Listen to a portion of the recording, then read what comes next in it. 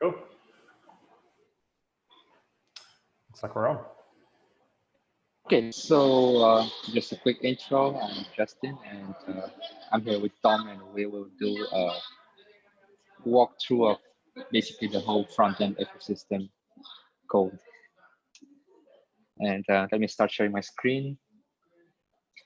Okay, so where should I start? I'm doing something here. Okay, so the ecosystem team handles pretty much all the integrations with third-party services, and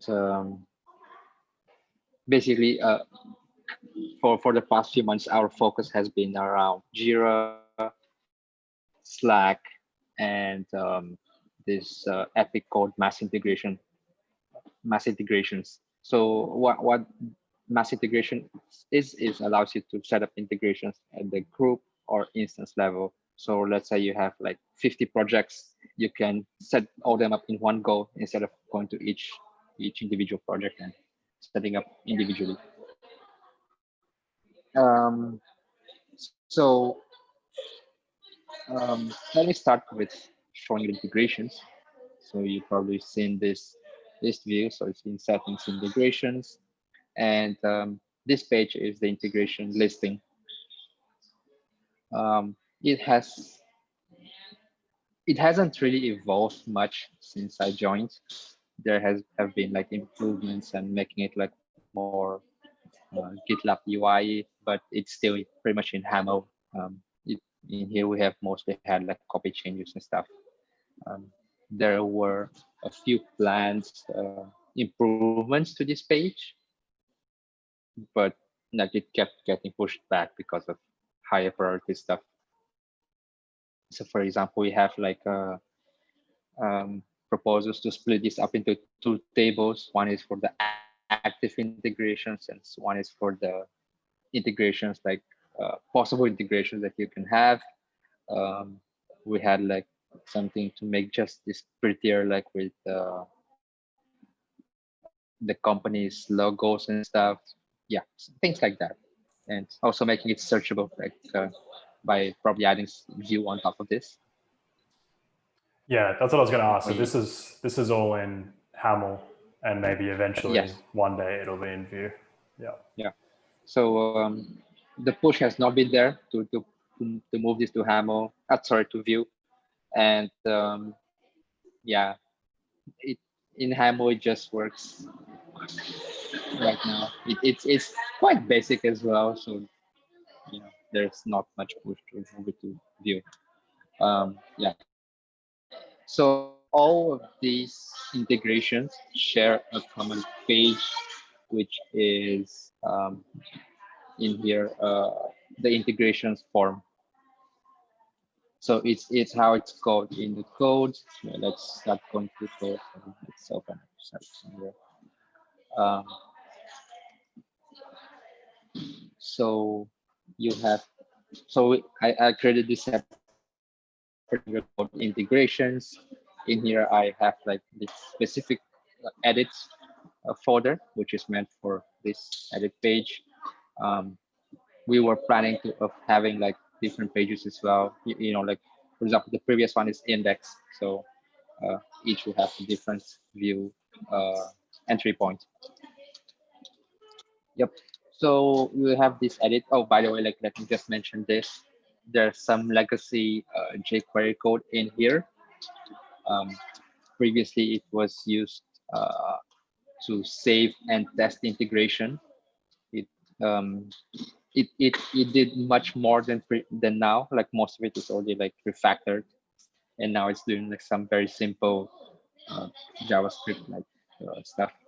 The only reason that we have this code right now is this, I would say, this code, which is this.from.checkValidity. This is using jQuery, which is required to do the front end validations. Definitely, like I intend to move all of this to Vue eventually, but just take it slow because it works right now. It's not too complex, and it used to be much worse. Yep. So this connects back to the Vue code.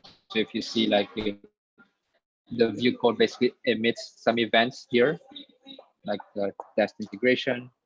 We use the event hub here, and then it calls like the code from here, which is this for testing.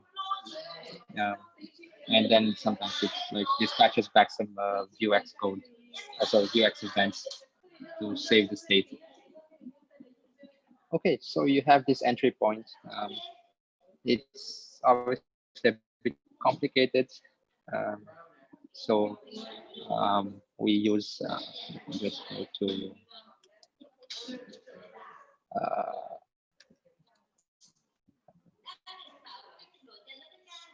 let me just open this. It's not exactly related to this, but I'll open this anyway. And we have this the first point, which is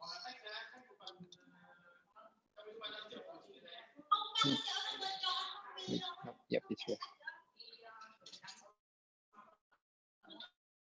So this is the basic. There's one more page. So there's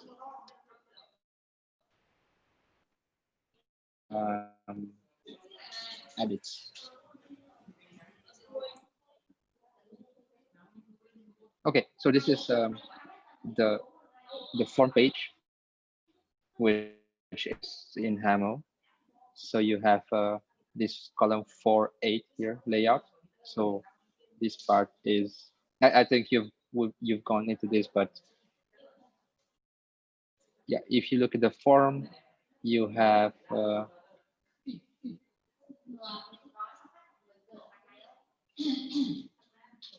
let me go back to Jira. So you have this 4.8 layout. So this is in HAML. This particular field is in this particular div is in HAML as well, and like the rest of it is Vue, right? So you have the same layout here, and this you have this shared partial, which basically just renders the form, right? So this is the entry point. Sorry, this is the entry point for the whole Vue app, and here we have like it acts like an entry point, but it's used for data passing only.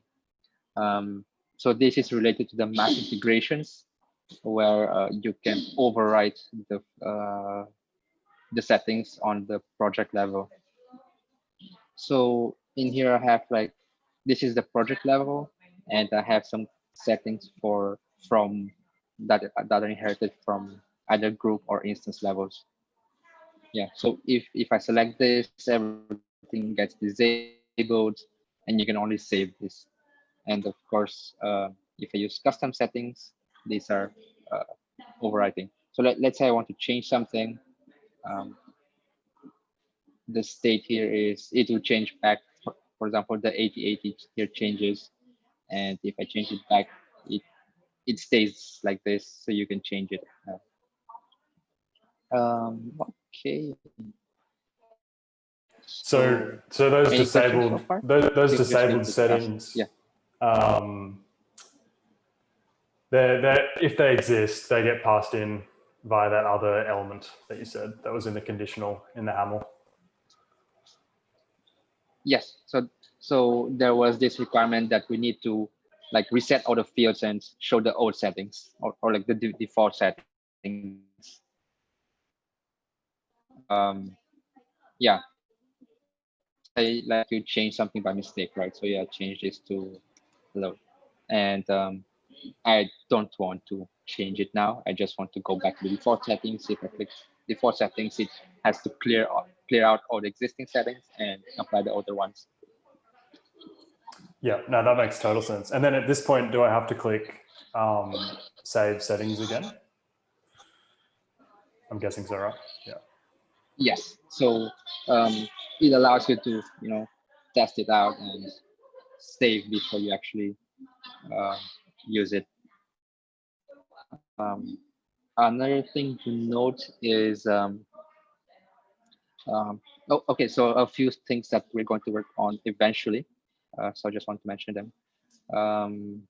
One thing is we want to have like masking of fields. So so let's say you have like one group integration and like a project integration, and you have like your password or API token. Of course, it's hidden now, but let's say you want to hide the web URL as well. Um, on the group level, you will be able to see it, but on the project level, um, users will might not be able to see what it is. So it will have to do something like both on the back and front end to make that work well. So that's one thing. Um, Another planned thing that we had initially was per field inheritance. So this is like inheritance on the whole form, right? Like if you either use the default settings or use the custom settings, but we want to have like inheritance on the field level.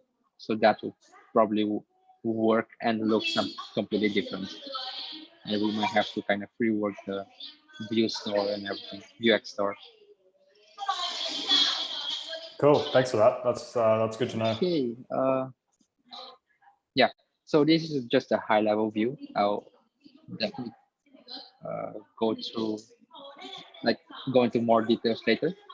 But let's view the other, I would say, important piece of code, which is the Jira Connect app. So I see like you've already picked up a few stuff. You've definitely seen it, but let me. No. Um, I'm trying to find like this documentation that I have. It's probably somewhere. Yeah. Is that the one that is in the handbook?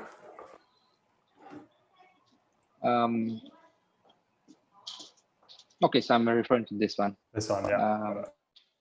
So when you work on local with the Jira Connect app, you have to do quite a lot of, I would say, setup. I personally use ngrok, for example, and I have to connect um, my local GDK, post it on the internet, like have it like with an internet connection, and have Jira connect to it. So I'm using this like sample Jira environment. You can sign up for one yourself. They give it out for free if you're a developer. And so basically it looks something like this. So it's only for Jira Cloud, for the Atlaskit.net Jira installations. And it allows you to install the GitLab for Jira app. So I just use the staging one because it's already up and running. But if you're working on your own local, you would basically upload the app and like paste in some URL here, like there, everything is in here. It's a bit involved. So for example, if like I use the free version of ngrok, so the URL changes every time. So you have to That's what I was going to ask. update it every time. Yeah. Usually when I work on this, I just don't turn off my laptop and ngrok. I just leave it open. But of course, just signing up for a premium version would be easier. Yeah, we should look into that. Yep. So this is the Jira Connect app. How you set it up. There is a bug here that doesn't load the CSS, but it only happens on staging and production. But anyway, it already looks much better than it previously did. So it says like like I'm signed in, and I can link namespaces here. Um, let me just sign out here so you can see the actual flow. Um,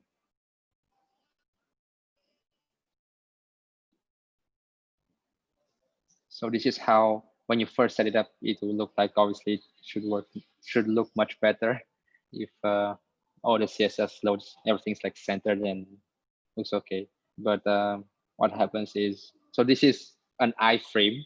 So we render our page inside an iframe. So there are quite a few limitations here. So when you click on this, it opens up a new tab back to our website. And here I'll just log in with my staging account. So once the user logs in, we render this like kind of a blank page. Okay, so you have this blank page, and let's say saying like you're signed into GitLab, and you are use this param for return to, which is sent to the front end to generate this button, which just like opens up the Jira Connect app in a new tab. And you have this sign out button here. Pretty like simple stuff, I would say. And then you're back here, right? In here, you can you just have to key in your namespace. Um, Obviously, this is not the ideal UI. You have to know what the namespace name is.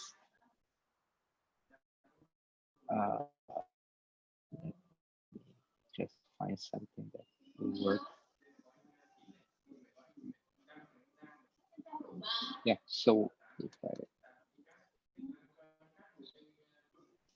try this, yeah, it basically refreshes the page, adds the namespace, and it now should work. If you key in something wrong, let's say hello, it will warn you, like it's an alert that it's invalid namespace. If you don't fill in anything, it's a validation here. So definitely there are like improvements coming to this UI. We want to have like a model that lists the namespaces, so you don't have to kind of search for which namespace to add. Um, but still work in progress, I think, or coming in the next few milestones. Yep.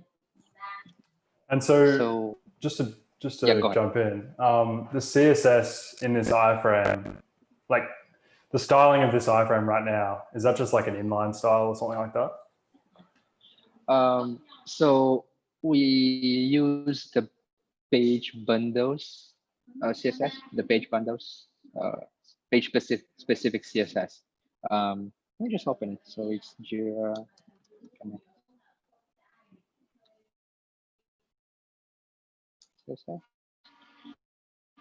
Yep. So there's this push to kind of separate the CSS for each specific page. So this is using exactly this. So as I mentioned, so we have this page and this page. So these are two completely different pages, by the way, 100% complete different. So this is using Jira Connect users. So you have like the very basic, like, margins and stuff to center everything. And this is using the Jira Connect. So there's the issue with staging and production right now. I already diagnosed the issue, which is when you try to load this, right? Our CSS is this Jira Connect, right? And if you look at the headers, we have where is this? Yeah, access control allow origin. So we have this header which only allows the CSS to be loaded on our domains, but this is an iframe, so it's loaded inside the Atlaskit domain. So the CSS just doesn't work here. So, I have this MR, which is still very work in progress, I would say.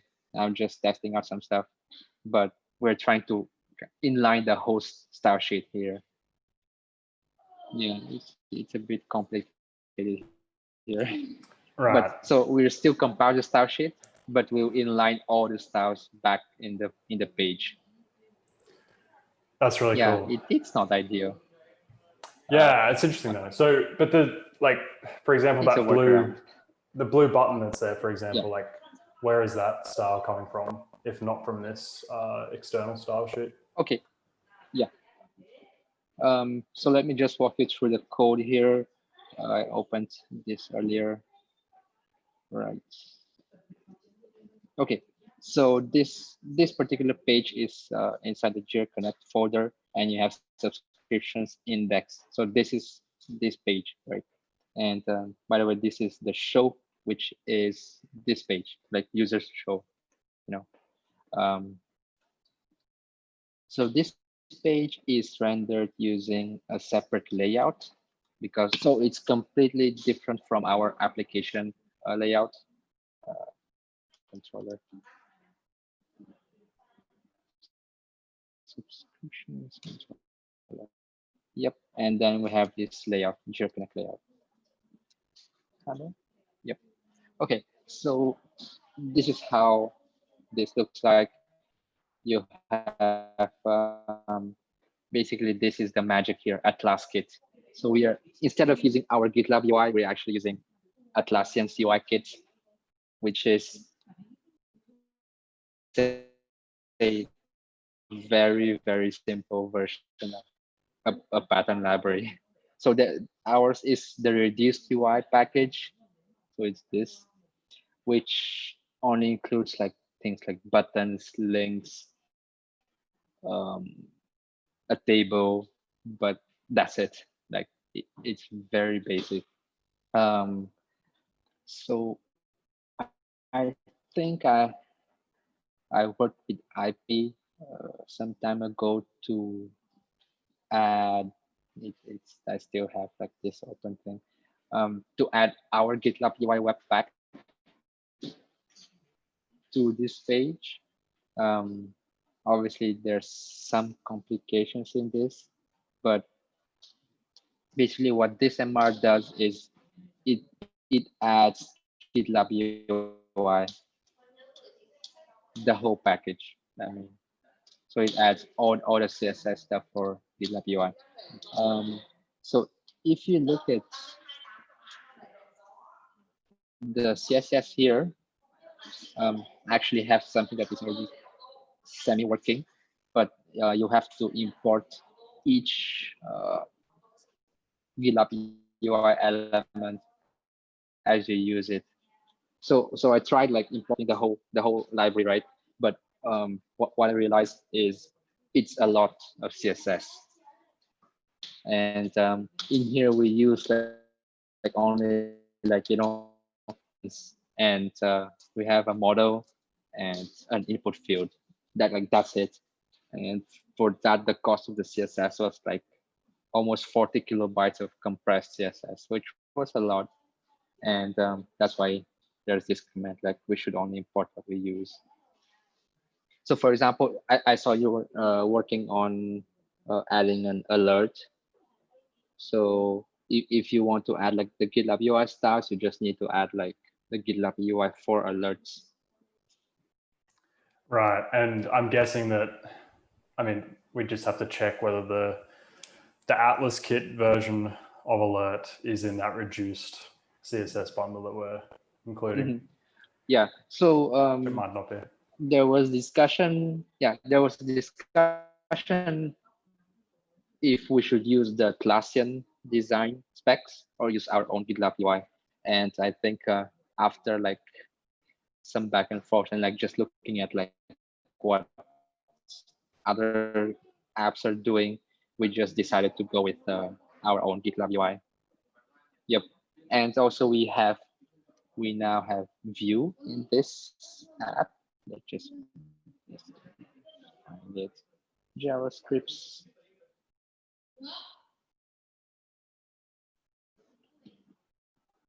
It should be here. Integrations. Jira Connect index. Yep. So we actually already have Vue. Like, although it's not doing much, it's just an empty app. But we have Vue, and we have the stubs for GitLab-ui, so we can actually use GitLab-ui components here, right? So it makes much more sense to just go with like our full normal development mode instead of having to use something external which we're not familiar with. Um, although the guidelines kind of suggest using the Atlaskit, our designer lead board decided that it's just better to use our own because that's what others are doing anyway. So yeah. Yeah. So, but to use GitLab UI components in this Vue app, that'll like we'll need to use the GitLab UI JavaScript package, right? Or no? So whatever you import here will get compiled by Webpack. Got it. Right. Yeah. Okay. Yep. So like if you use buttons, it will just add buttons. If you use like just standard imports, it doesn't import the whole like JS bundle. Awesome. Okay, that's good to know. Well, yeah, at least that's how it's supposed to work. I hope that it still works from the last time I tested it. Yep. Yeah, so this is the entry point for the app here. And if let me just check that it's still working. Yep. If you look at this, there's like this still like this empty div, which is the Vue app. It still renders just an empty div, so it's no harm here. So the plan is we know that it's working. Yeah, the plan is to like pull all this into the Vue app. Yes, exactly. Yeah, there was obviously something scheduled for 13.7, but since I just started like working on, I still haven't looked into it. Yep. Yep. So the issue for changing. So this is currently a text box and a button. So you have to kind of type it in. So the issue to improve this is in here.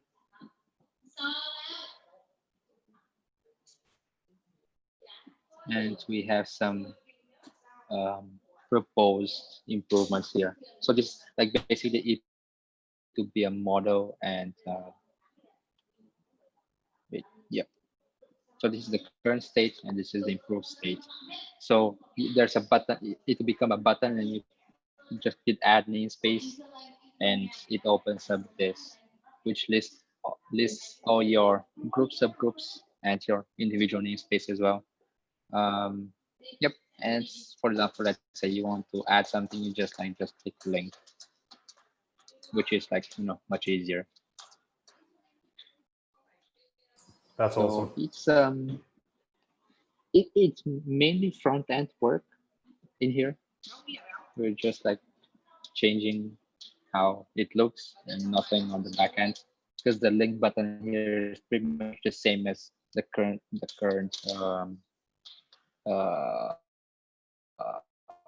link namespace button here. It does the same thing, just that it already knows which what to populate in this like text field.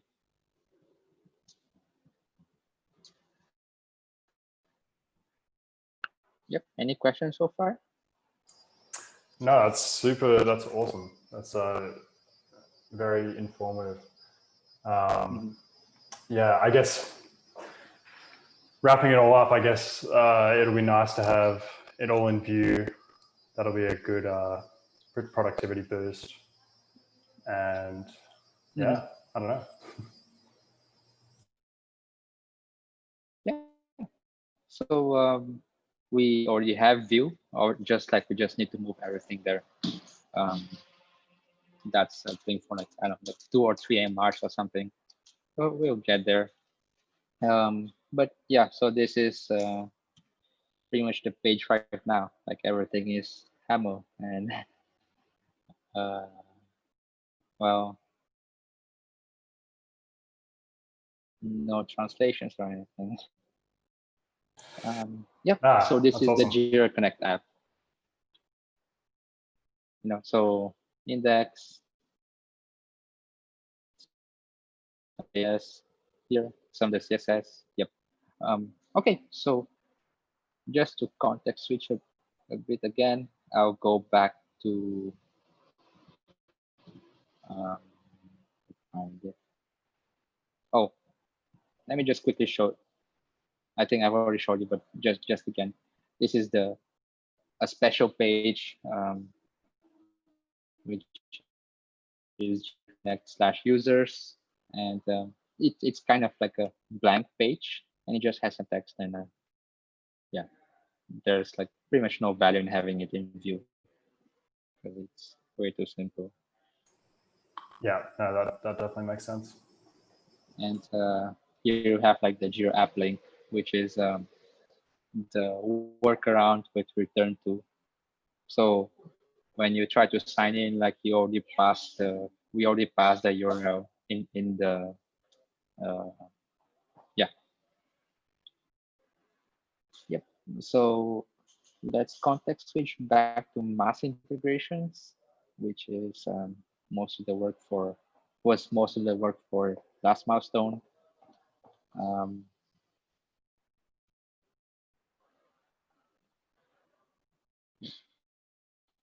so for mass integrations, you have two levels. One is on the group level, and one is on the admin level. So this is the admin URL, and this is the group URL. So on the admin, like we used to have some other settings right here. So we moved all of them to make place for this. Also worth noting is you've already said it, but we have these service templates, which was the kind of the old version of instance level integrations. And of course, we have this deprecation message, which means eventually we'll deprecate service templates, right? And for example, if you have instance level integration, the service template will be disabled, and you can only use like integrations. If you look down at the URL, this links back to integrations. Got it. And the service templates, is there like a plan for when we're going to just totally wipe that out? 14.0, which is the standard for deprecations. Initially, we planned to deprecate them much sooner, but I think firstly it took us quite a while to get instance level integrations up, and then we thought that let's wait for a major version to deprecate them. And also, like there's some work planned for allowing users to migrate. So let's say you already have like a service template and you want to set up an integration. There should be some kind of not this one. There should be some kind of button or way to click, move this to integration. And what's the difference out of interest? So yeah. Okay. So service templates are templates. So you can save this, right, as it works something like issue templates, where you have like a basic version of an issue, and then you create the project integrations based on this. So the difference is it only works on new projects. So you have to create a service template first, and then then you have to save each individual project. And then let's say you want to change all the projects, right? Service templates cannot do that. If you change the service template, it does not retroactively apply to all projects as well. So it's a very different way of working, for example, with the instance level integrations. So if you have projects inheriting that instance level integration, and you save the instance level integration, it will propagate all the way to all the projects. Yeah, no, that makes 100% sense. And for the children of this, of like the admins, so groups or projects, I guess, they have to opt in to like enabling the integration, right? Or is it automatically activated? It's automatically propagated. Automatically propagated, but is it like if I set up my Jira integration at an admin level, is it automatically like enabled for every project, or do I have to? Yes. Oh, it is. Okay, cool. Yeah, so I think that was pretty much the point of you being the admin of 500 projects, and you just want to set it up for everyone.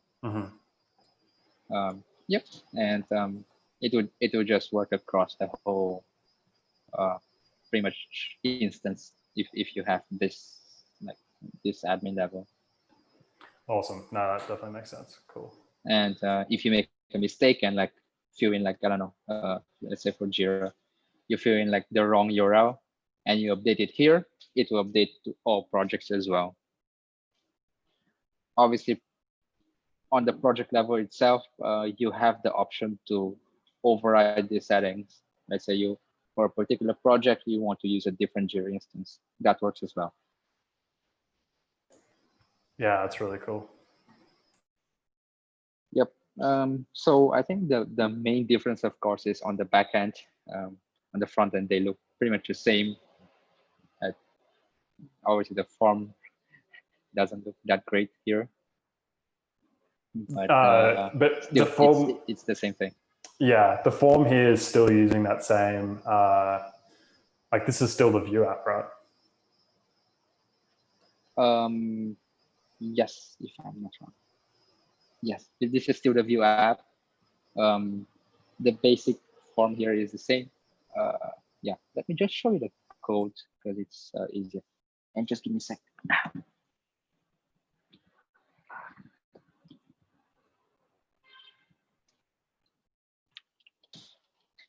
Okay, so this is the Jira Connect App. Let's close this. Yeah, I saw that they all use that. Yeah, they all use this partial, right? Yes, they all use this partial, but there is also this shared/integrations form, right? Shared/integrations/form. I should just go with edit. So on the back end, like you have this integrations actions, which is used for the group and instance controllers. And both of them render this shared integrations edit, which is this. It's a very simple kind of partial that does render the form, and the form renders this service settings. So eventually, I want to move these service settings back to the form here, if that makes sense. Because it is very simple, right? It only has like some basic integrations related stuff. So all of them will use the same partial. Yeah, I'm not sure why I haven't done that. Probably forgot. But yeah, makes sense. Yeah, cool. So all projects, group, instance, and even service templates will use pretty much the same HAML templates or HAML partials. Yep. And yeah, for example, project is not using this at the moment. If you look at the projects, yeah, it's got its own right. services controller, it uses its own set of views right now. So the edit is not rendering the shared version. This is because, well, because it's not done. Got it. So it can be in theory. Yeah, and it should be quite straightforward. We just need to make sure that the project layout is the same. Where is it? Projects, services, form. Yep. So if you look at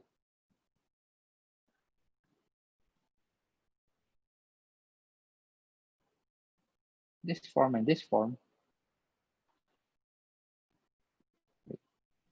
no, yeah, almost. It's actually this. So if you look at these two,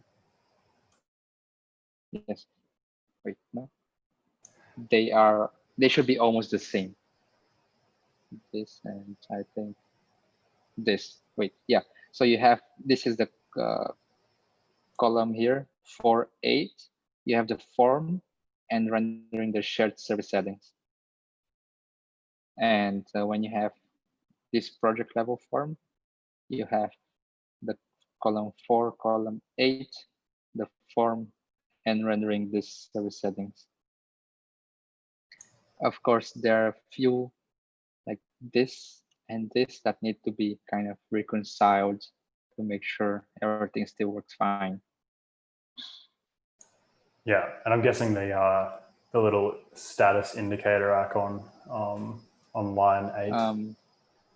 Yep, I think this was removed in one of the designs. So eventually, we actually just don't need this at all. Got it. Got it. Yep. So if you look at this on the group level, and this is on the instance level. So you see, like the design just doesn't have this, and we have this here. Got it. Yeah. Yep. So this is like the basic code in terms of, okay, this is the HAML part. I think this is the easier section to look at. Let me just go here or here. So here we have like the view section, which is quite complicated, I would say, to compare to other view entry points. But what we do basically is we have 2 different entry points for the default settings and for the custom settings. Right, just service settings. Yeah, no, I remember you mentioned that previously. Yeah, so we have this basically replicated data here. And in here, we basically parse this data back to props. Yep. And it's basically just called twice, and you have this default props, default state, and like custom state, which then becomes like the basis of our Vuex state. Yeah, it looks something like this. So default state, custom state, and if we're overriding or not. And these are used for the action buttons. So in getters, we have this most important, which is the prop source. So it checks, are we inheriting or are we using custom settings? And depending on which, we just get this default state. So that's why this prop source is used. This is the base component, and it's used like a lot, right? So it's used as the source of all the information. In here, I think it's pretty standard Vue code. You have the override dropdown. You have some fields which are specific to one or two integrations. So you have like the Jira trigger fields, which are different. Like so for Jira, you have these trigger fields from here to here. So they only make sense for Jira. Like you click on this, it hides the comments detail section here. If you don't select anything, it will not show any of the field, like the extra options. Yep. Do we save? Do we like store the fact that the user's using custom settings in the database, or do we just figure that out based on if there's a difference between the settings and the default settings? Yes, it's actually stored. So this so we have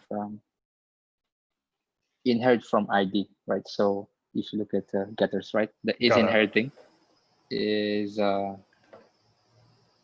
it firstly it has to have like a default state, which is like there should be something that is set up at the parent level, and you have this, which is inherit from ID. It's passed from the backend. So okay, let me just show you this services helper, right? So in here we have like all of the service related stuff. So the paths, so all of these have to be scoped on the project, group, or instance level. So you have edit, test, and then you have this, the whole form data here, which is used for Vue. So you have this inherit from ID, right? And it tells you, is this integration inheriting or is this using default settings?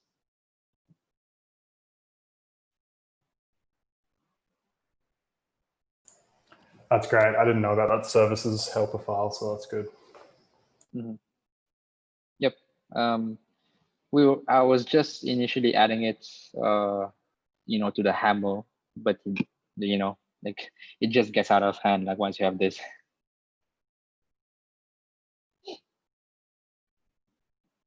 Yep. So some of the fields here are specific for Jira, like you know, this commit events, merge request events, enable comments. So this is enable comments is like enable comment here. Comment detail is here. So these are fields only used by Jira. And you know, so special treatment. Yeah, and so for other integrations, these will just always be undefined. Yep. And so, for example, these fields, right, are what the front end calls dynamic fields. Let me just open it. Right. So you have the drop down. This is the active checkbox. Jira trigger fields as for Jira. The trigger fields are, let me just open up Slack. So the trigger fields are these fields. So these are passed from the backend and the front end just generates them. So these are what kind of triggers does this integration use? And you have a checkbox, an optional kind of description to the checkbox, and like just some help text. Then you have these dynamic fields. So after the triggers, you have all these fields, right? You have like username, something. And depending on the integration, you have different fields like this section, right? and all of them are passed from the backend. And in dynamic fields, um, you have a bunch of this code which selects what kind of field is this and what it should display. If it's a checkbox, show a checkbox. If it's a drop-down, show a drop-down, etc., etc. So this is kind of a dynamic input field. That's cool. This kind of pattern has not been used anywhere else, but I think it's a good kind of candidate for being moved to a GitLab-ui component or something, or at least a view shared if it's used somewhere else. But I think here is the only place it's been used so far. Yep. So after this, you have Jira issue fields. So this is a Jira issues integration, which is like something that looks like this. It's actually quite it's completely separate from our normal Jira integration. Yep. So it allows you to view issues from Jira, premium and above only. It's quite cool. So if you click on each of these, it shows you the UI that looks like ours. But if you want to do anything to do with the issue, you have to actually open up Jira. Of course, ideally, we want to be able to do more stuff from within GitLab, but this is where the emphasis stops right now. So these are these fields where you can enable Jira issues, and then you have to pass in a project key, right? So the Jira issues fields, and then you have all the like save, test, and cancel buttons. So the save comes with a confirmation if you're on the group or instance level. So you have like this confirmation here. On the project level, it does not have this confirmation. Like it just saves straight away. Another thing is I'm working on the reset button, which is also only for the group and instance level. And like you just click, there's a reset button here with also a model. And what does that do? That just wipes the whole integration, or? Yep, on the group and instance level, what it will do is it will delete the record from the backend. Got it. Okay. And also it will delete like all related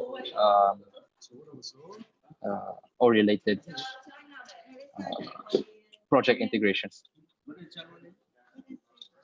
Yeah, understood. Yep. Any questions? No, that's super helpful though. I've definitely learned a lot. Yeah, I don't know if I have any specific questions right now. Okay.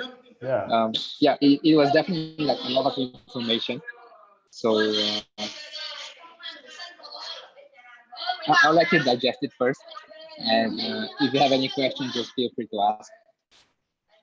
Absolutely. No, I mean, I've already had a chance to go through a lot of the stuff, but that was super helpful just for consolidating stuff. So Yep. Yeah, and sounds good. Of course, like we're quite near in terms of time zone. So if you feel a sync session will help, just ping me and like we can jump on a quick call. Oh, I'm sorry for the noise. No worries. Yeah, that's really appreciate that. Yeah, I'll definitely have a few questions around these issues for the rest of the milestone. But yeah, I'll let you know, man. Thank you so much. Yep, sounds good. And, I'll let you have like a good rest of the day. Awesome. No, sounds good, Justin. Really appreciate it again. And yeah, chat soon. Yep. Bye. Yep. Have a good one.